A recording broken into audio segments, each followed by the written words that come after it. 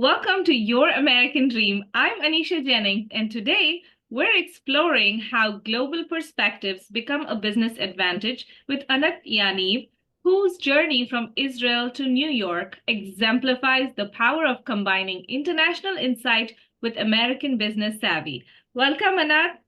Thanks for having me, Anisha. Please tell our listeners your journey from Israel to New York in 2004. Yeah, so my journey goes way back. First of all, apologies for my voice. I'm battling the never-ending cold, so I have my tea here with me to save me. So if I sound funky, just, embrace. So basically, I was always very much a curious person. I always, when I was a little girl, was curious about like what it's like to explore the world. I always liked different cultures. So when I finished high school in Israel, you go to a mandatory military service. And after I finished my military service, which was about 3 years, it's very common to just take a year off because before you go to college, you were in a very strict environment and you just want a year off to kind of just be free for a year before you kind of commit again to the school environment. So I took a year off and I traveled in South America. It was really nice. Kind of traveled across,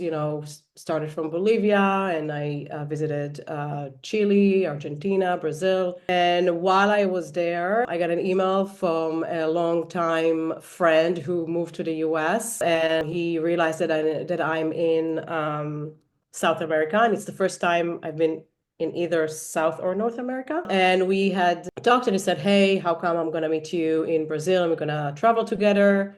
And he came and it was really a great trip. And then he back then lived in San Francisco and I've never been in the US. And he said, you know what, just before you go back, how about you come and visit San Francisco? So I did. And then I was there for a month and then kind of stayed longer. And then we became boyfriend and girlfriend. And at that point, I was already committed to go back to Israel to start my undergrad. I was, signed up to school. And remind you, it was 2001 back then. So I don't know why we thought it's gonna work, but we decided we're gonna do long distance relationship, San Francisco, Israel. Couldn't be farther apart. We were so young back then, and that's how we started. And I went back to Israel. I did my undergrad. Back then there was no phones, cell phones, emails just like started. We talked on the landline, which was like really expensive, and my parents also always yelled at me of like the high phone bills. We wrote emails and we saw each other maybe 3, 4 times a year, but somehow we survived 3 years doing that. And then in 2004, as I graduated, we were kind of thinking about, okay, like, are we gonna really try this? And we both decided that this deserves a real chance. So back then I said, you know what, San Francisco, as much as I like it, it's just too far for me. And again, somehow on a whim, we kind of decided, you know what, let's just move to New York, sort of the middle. And we said, okay. And literally in 2004, he moved from San Francisco to New York, and I moved from Israel. Literally, we met here with backpacks, and we met a broker, and she showed us a few apartments in the city, and we rented a tiny, tiny, tiny apartment in New York City. And that's how, we moved to New York, and we stayed here ever since. We moved here in 2004. We got married in 2007 after we realized, okay, it's actually working. And now we're still in New York. We have 3 kids and we live here for 20 years. Such a lovely story. I mean, you told me this before, and it still makes me so in awe of your love story and how you guys made it work. So when you were visiting here compared to when you actually moved here, tell us the difference, because it is different. When you're visiting, there's so much, like everything is new, everything is fresh. But when you move again, it's a different thing. So tell us about that. Yeah, you're absolutely right. So when I was visiting, it was always like on a trip mode, on a fun mode, right? Like it's a vacation mode. And it was always for like shorter amount of times, a week, maybe 2 weeks at a time. So yeah, it's totally different. But actually, when I moved here, as much as I was excited, now looking back, I didn't know so many things. Just realizing I didn't know how to book appointments for doctors. So I didn't know how to open a bank account. I didn't know how to register to things. And, the bank system it works here is very different. The medical system here is very different than Israel. Israel is a social country, so everyone has free medical. Here, unless you have insurance and you need to work and then you have to have insurance. So all those things that seems like very natural, very obvious to anyone who grew up here, for me was very much a struggle. I would also say that the language, the first good few years was very much a barrier. My English level was just not there. And I kind of encouraged my husband to kind of like push me. And I talked to him in English and I told him to correct me. And I really wanted to study here and to work here because I knew that's also going to improve my English. But it was a real struggle at the beginning, as much as it was exciting. So, what cultural insights has helped you understand US better?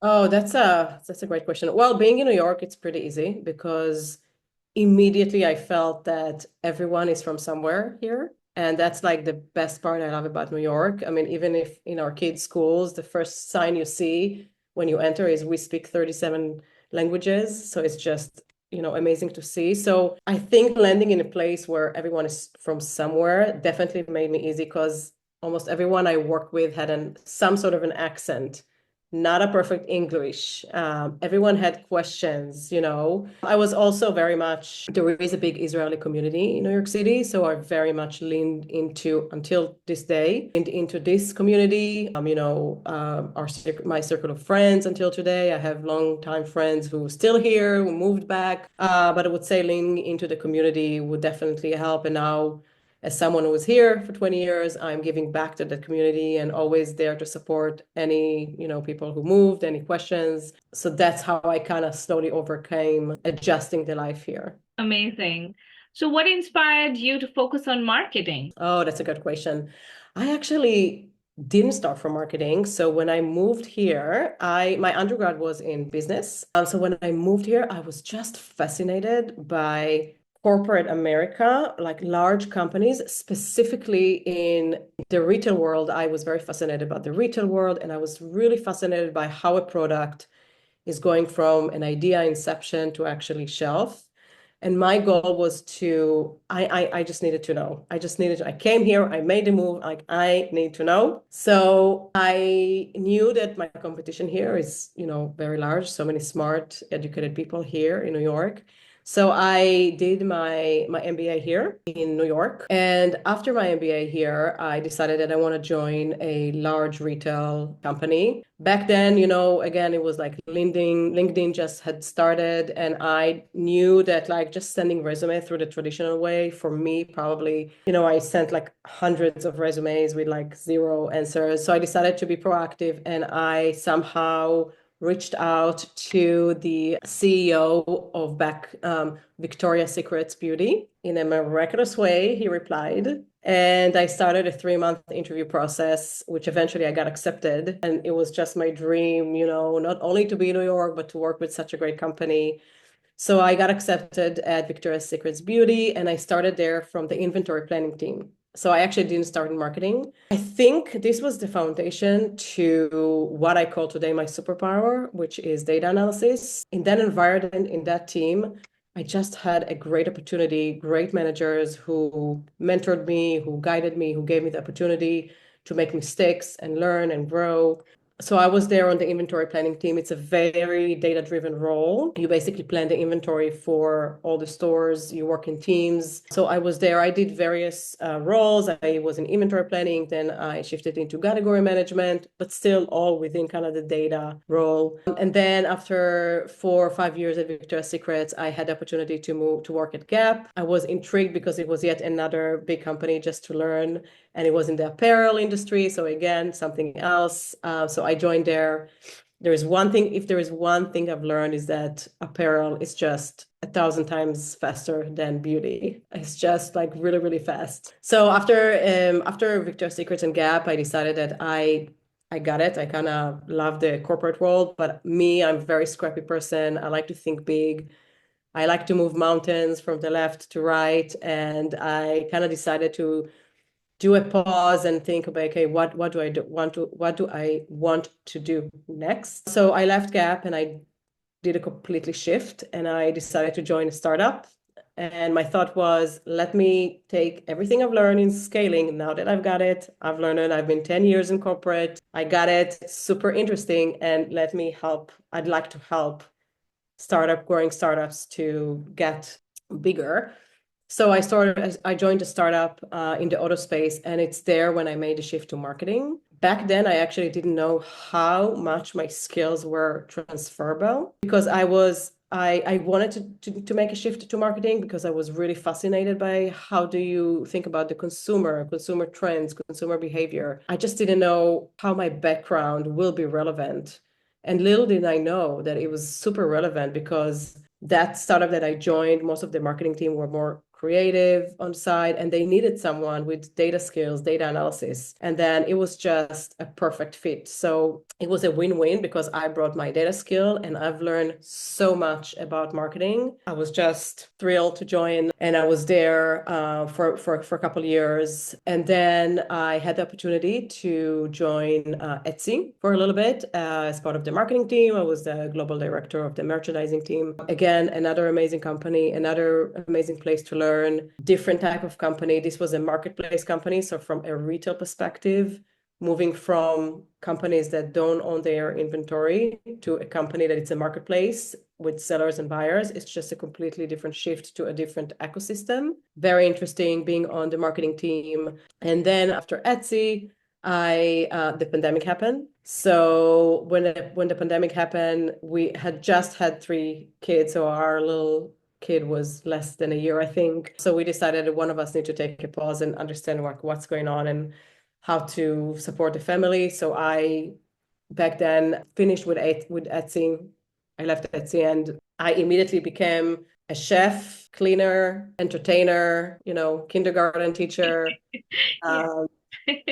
Um, any other job you can imagine, being in COVID at home because all our kids were at home and like being the teacher helper, submitting homework with our kids. So it was definitely, everyone can relate. There was definitely a crazy time. And about 6 or 7 months into COVID came the opportunity to work at Depop.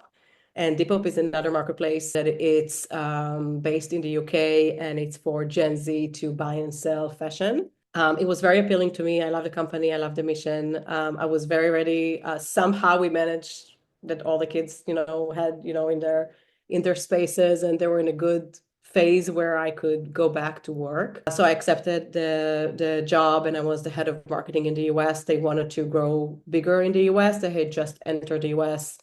And I also just related to that, right? Like just entering to the US, how do you grow here? I was there for a couple of years. It was a really great experience just working with a company that's headquarters in the UK, working with great people, great mission. Again, continued to learn so much. And then Depop, actually, I got laid off. And then while I loved the company, also the job was very demanding.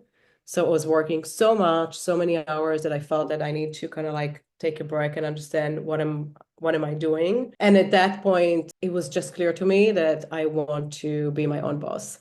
It was just clear to me. So I took some time off. So back then my daughter needed our help. She was diagnosed with anxiety and we really needed to be there for her. And that also made me realize that I need a job that I can be also here for the family versus being on calls back to back from 9 a.m. to 6 p.m. So I decided that I'm going to launch one company. I was thinking what company, and it was naturally for marketing.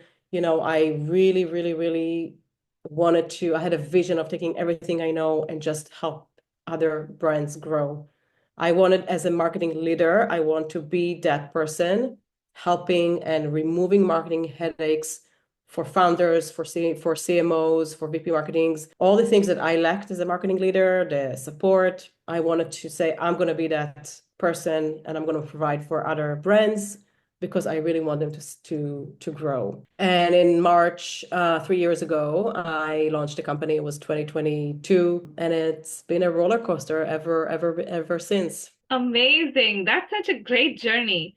So how has the marketing trends changed from when you started to now, and now you being your own boss?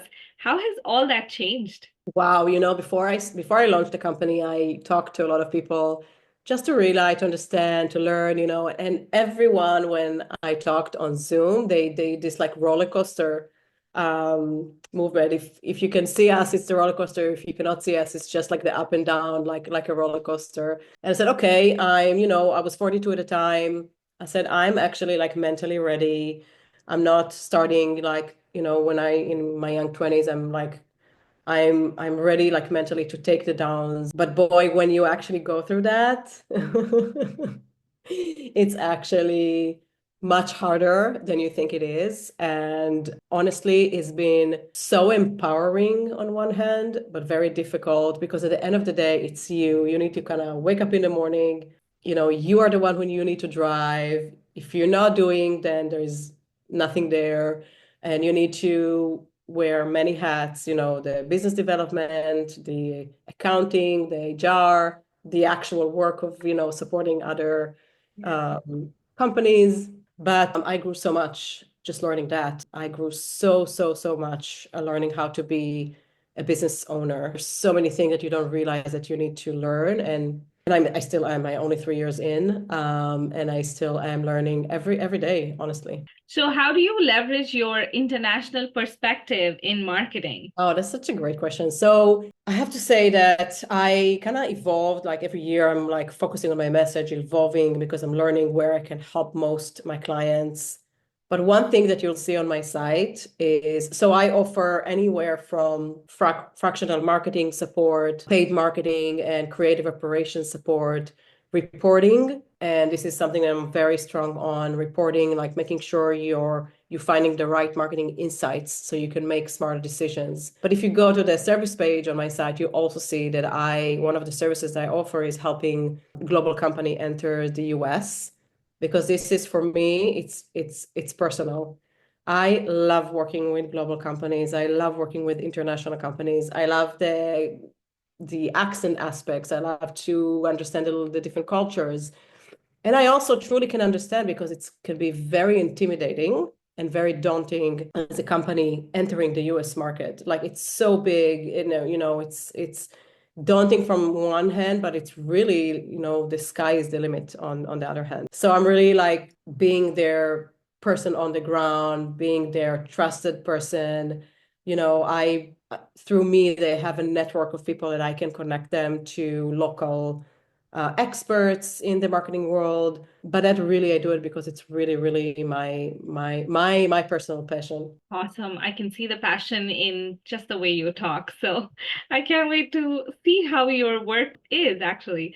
So what common mistakes do you think international brands make?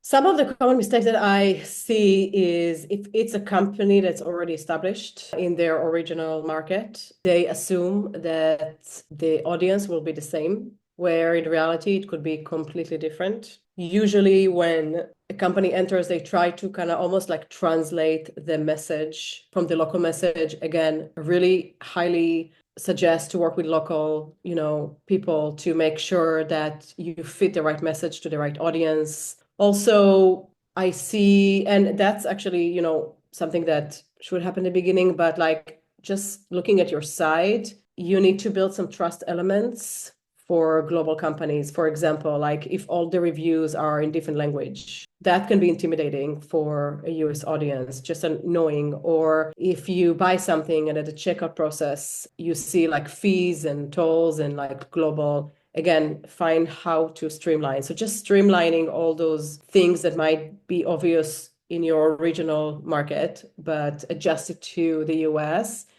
Just those little nuances can make a big difference. Lovely. Thank you for that insight. So how do you build effective marketing strategies across cultures? Oh, that's such a great question. With a lot of research, the key is to really understand the audience in the local market, because there is a reason why the company is successful in the local market, understand what the unique selling proposition in the local markets are. And before doing anything, just understand the market here, do research, understand if you have audience, understand if you have the same pain points, and maybe it's something different little different pain points, and maybe same product to the audience in the US will actually support different unique selling propositions. So really I would say the first basic thing is to do some research, competition research, see who is out here, what are they doing, what's their messaging. Just do a lot of research and ground yourself on what's going on in the market before you make any decisions. Excellent. So you mentor international students. Tell us about that and tell us what drives you to do that. Yeah, thank you for saying that. So at my MBA school, when I did my MBA, there was I studied at Baruch College in New York, and there was back then started a new, I think I studied in 2009, and they launched a new program called Executive on Campus, where a grad student is being matched with a local leader, either a Baruch alumni or a leader that wants to share from their time and just mentor, not necessarily for work, but more of generally, how to handle, what are your goals are, let's review your resume. So after I graduated and I started my career a few years back, I really wanted to give back to that community. So I became executive on campus at Baruch as a mentor. And I mentor predominantly female international students because I really can relate and I can understand what they're going through. And it's been such a blessing and so fun to work with these smart women. They have so many concerns and, and feelings and thoughts, and just helping them navigate those feelings and thoughts and just cultural questions and how to present yourself, and, how can I help them with their resume, and like, how do they look for a job. So it really makes me kind of like close the loop on how the help that I can give back. Well, thank you for giving back to the community. So, what lessons do you share from your own journey that has inspired them and it helps you keep this mentor-mentee relationship? One common question I hear from my students is about their accent, actually, that they fear that they have heavy accent, they're being misunderstood. And I remember feeling the exact same feeling when I started working at Victoria's Secrets. I was almost the only person, a non-US native person. And I remember when I was talking, people had to need to get used to my voice. But with the years, I actually have learned to own it. And that's my thing right now. I mean, this is my accent. It will never go away. And it's actually a conversation starter with my US clients, with my international clients. So I embrace it and I love it. And that's what I share with them. Like, this is part of who you are. This is part of your culture. Embrace it. And when you embrace it, then you'll project that you embrace it, and people would just love it. So that's one of the common questions I get. That's lovely. So what is your approach to data-driven marketing? Oh, I love that question. That's how long do we have? We have time. So as I mentioned, data is really my superpower. And while, I'm not a creative agency, we bring a lot of creativity to marketing tactics, because when you know how to look at the data, and you kind of need to put your investigator hat on. So it's not just looking on a flat dashboard, but really kind of digging into the data and understanding what is the real story there. And by the way, just numbers usually will not give you the full picture. There's usually another of like what happened in real life. What's the story there? What's behind there? So I really start when working with my clients, I kind of build dashboards and build reporting, but in a way that really give a window from the high level to really, really, really the deep level. And together we kind of work again, like investigating what's going on in the company. And when you see the data and all of a sudden you see clarity, sometimes I meet founders or CMOs that are more creative driven, and like there's some sort of fog that they have a gut feeling, but they're not like sure. And when we look at the numbers and we discuss, and again, it's not an exact science, and a lot of it is guesstimation. However, when you see a trend, when you find out what's going on, you can make smarter decision with confidence. And that's where I really, really like the data piece. And that's where I always start from the data piece. You can start look at the report from the high level, you see something, and then you kind of go down to the deeper level and to the deeper level. And then you all of a sudden see a story. So it's really, really what I see, that most of my clients, are happy with the fact that they tell me, hey, Anat, I'm confident in the decision I make because that's what we based off. And even if it's a gut feeling that we confirmed it, great. Again, there is some level of confidence in making the decision of going forward. Thank you for sharing all of that. Yes, I How, know you are also data driven, so I know you would relate to that. yes, yes, indeed. So, how do you stay ahead of US consumer trends? I live and breathe e-com and retail. That's my world and I like reading about it.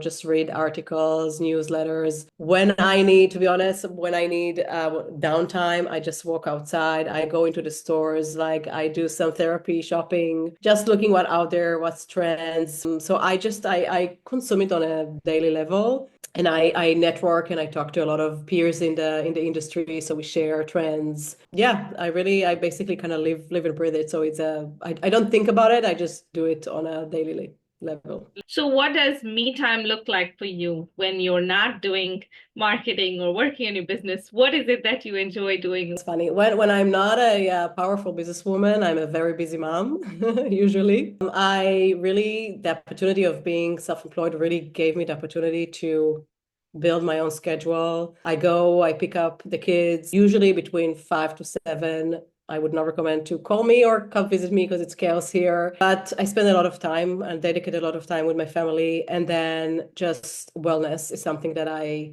put as a goal for me. And I'm happy that that's one of my personal goals. So exercising, taking the time myself for wellness, those are kind of the two bigger things I focus outside of working. So, how do you manage all of these things? How do you balance your family life and your business? And what are some tips and tricks for new business owners? I don't think I manage, but I do one kind of like not rule or like something I developed, when I used to work full time because I was so busy, like during the 9 to 6, is that I was really trying not to work afternoons for the little time I had with the kids. But today, because I my own boss basically, I know about myself that I'm gonna do it. I rather working like few hours and deliver on, good quality. So for me, if it's, one day I need to stop in the middle of the day, then I'll jump back, in the evening with a glass of wine, not because I need to, because I want to. So I've just learned myself and I know what is the amount of work I can produce in an hour. So I've just learned to kind of balance that. And also my husband and I, very much 50-50. So when he's busy, I'm taking a little on more. When I'm busy, he's taking a little more on, and we kind of juggle that. Don't have a formula, although I am a very much number person. I don't have a formula to that. Now, knowing what you know now, and if there's two or three things that you wish you knew before, and you wish that someone told you this, what would be those things that you would like to tell someone else? Before moving to the US or before starting my own business? Either or. Wow. I would say before I moved to the US, if I had someone who would teach me, and I know it sounds like so basic, but teach me how to network. I really didn't know. And also as a business owner, it's the same actually advice I would give. Looking back as a student or looking back when I just moved here, I wish someone would kind of like, guide me into like the more culturally like how to network here. Same with when I established my business. Took me about a year. I thought I knew how to network. I'm a very outgoing person. I have a lot of friends, but that doesn't mean that I knew how to network. It literally took me kind of like a year until I had a light bulb said, oh, now I understand what it means to network, really develop those relationships, nurture those relationships. That's the one. Second tip, I would say one, quality over quantity in relation to the networking. Really develop those fewer, stronger relationships, whether when you move to the US in general, on a personal level, those friends, I have those friends that I met 20 years ago and they're still friends today. And as a business owner, really what I find is those few stronger connections really help me both help my partners and that for them help me because we really know each other. We really develop a great partnerships. We really can back each other and stand up for each other. So that's another tip I would advise. And then the third one that I've learned as a business owner is really, and again, I might say the obvious, but I didn't realize how much it's true, is to trust your gut feeling. Simple as that. I cannot tell you how many times when I became a business owner, logically, it was not the right thing to do. Say no to a client because I didn't feel like I'm the right fit, or go away from a different project. But my gut feeling told me, no, it's not the core. It's not what you want to do. It's not the core marketing. And somehow it turned around every single time, turn around later to be like a good, outcome. So I would say trusting my gut feeling is something that I've learned and very much recommend for others to try and do. Amazing. Excellent. So, what is one strong piece of advice you would give to other immigrant women entrepreneurs who want to start their business or who are aspiring to start their business?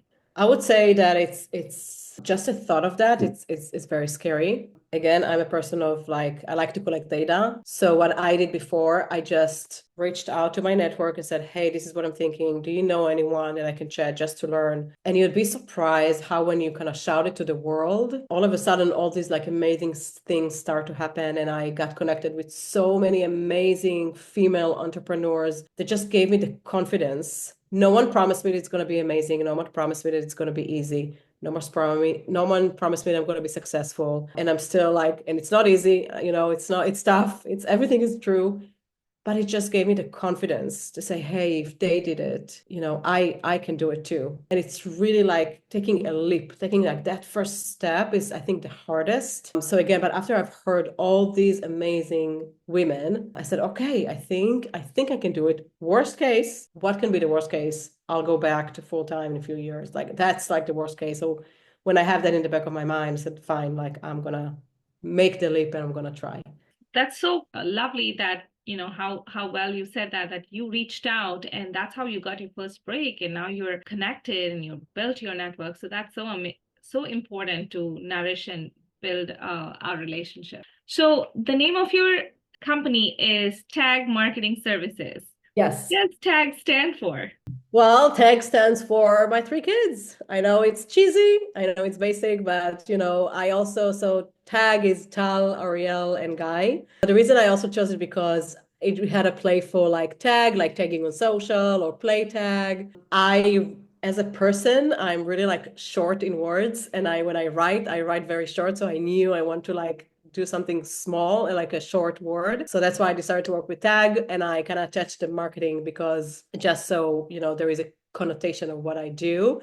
So I kind of call it tech marketing. Usually on a daily basis, I kind of drop the services, but like, yeah, that's how I came with tech marketing. I know it's not the most creative in the world, but I said I'm not creative. I'm data driven. That is so special, and it's something that you're passionate about. So that's lovely. So please tell our listeners, if somebody wants to work with you or get in touch with you or just have a chat with you, what is the best way to reach you?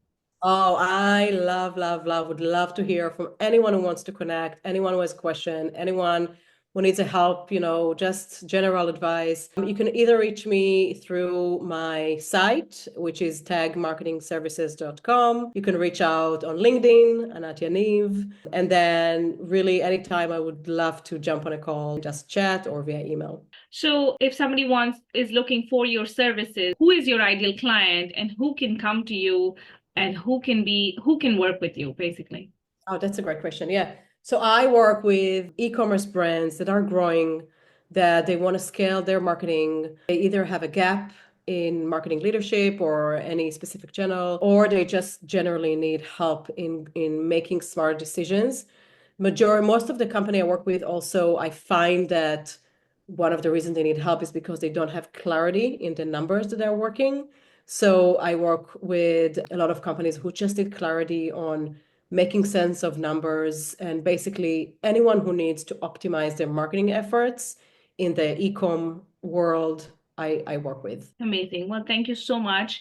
And for our listeners, all of this information will be in the show notes. Thank you, Annette. Thank you so much for being here and sharing all your amazing insights. I appreciate your time. Yeah, thank you so much for having me. This was so fun. As we wrap up with Annette, remember that your international experience isn't just your background, it's a strategic advantage. This is Anisha Jennings reminding you that sometimes the best marketing strategies come from seeing America through fresh eyes. Until next time.